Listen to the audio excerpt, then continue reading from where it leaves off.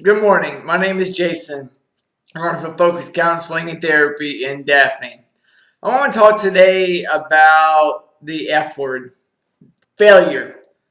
And it is a word that makes people feel uncomfortable, and it's the one thing that we strive for. I will not fail. But in a lot of ways, failure is one of the good things of many that happen in our life. Because very often it's through failure that we accomplish what we want to accomplish. I know that sounds a bit like it contradicts itself, but it really doesn't. Even when you were a small child and you were learning to walk, there were many times you would try to push up and you would fall down. You would fail, but you would eventually get it.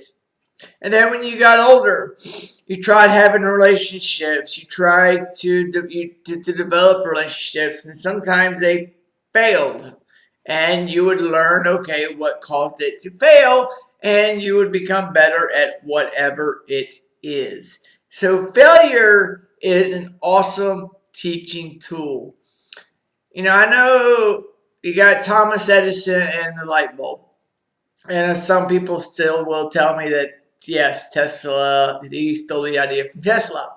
But there's a quote that is attributed to him where they said, why did you keep working on the light bulb when you failed 1,000 times? And he says that, I didn't fail 1,000 times at making light bulbs. I learned 1,000 ways in which a light bulb does not work. And also in whatever it is in our life. Failure is what teaches us what does not work.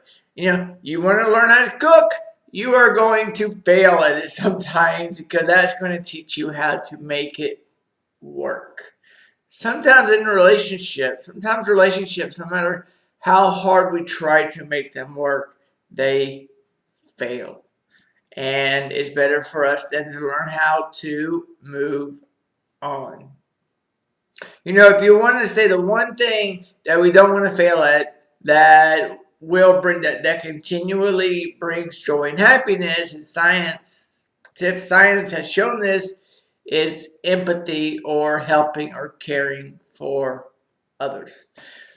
And you listen to a lot of the songs, and I'm not talking about a lot of the popular songs that just praise money and dancing and fame and all that, but a lot of your older songs, and I hate to say this being from the 90s, but from the 90s and before, even the 2000s, a lot of them are about songs about failure in a relationship, failure in a desire, and what they learn from it, and hopefully what they will not do again in the future. I've never met anybody that's not failed at anything. And you know what's one of the great thing about failure is that we've all done it. We'll all continue to do it, and we all got something to learn from it. And because we have all failed in one way or the other in our life, it gives us something really in common that we can bond together with, that we can support each other with, that we can encourage each other with. You fall down on your bike, I'll pick you up and get you going because I have fallen down on my bike. Have you fallen down on your face in let's say, your career? Yes, I have made mistakes too. Have you fallen down in relationships and the relationship failed? Well, yeah, I have too. You have too. Everybody has. And it gives us something in common, a way to empathize for each other.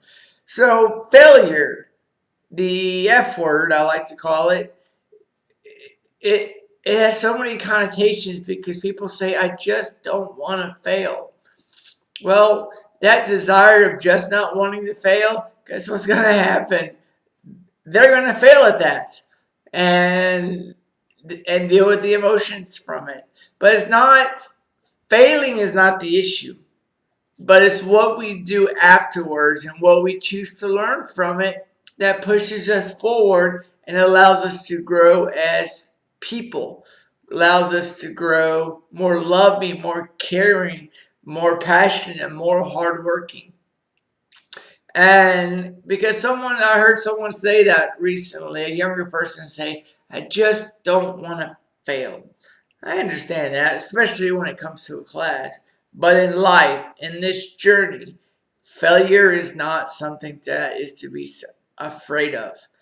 Failure is something that is going to be inevitable at some point, and it should be something that is properly looked at as an opportunity to grow, to learn, to become a better person, and to become more empathetic, and to become a more skilled person in life with yourself and in relationships with others.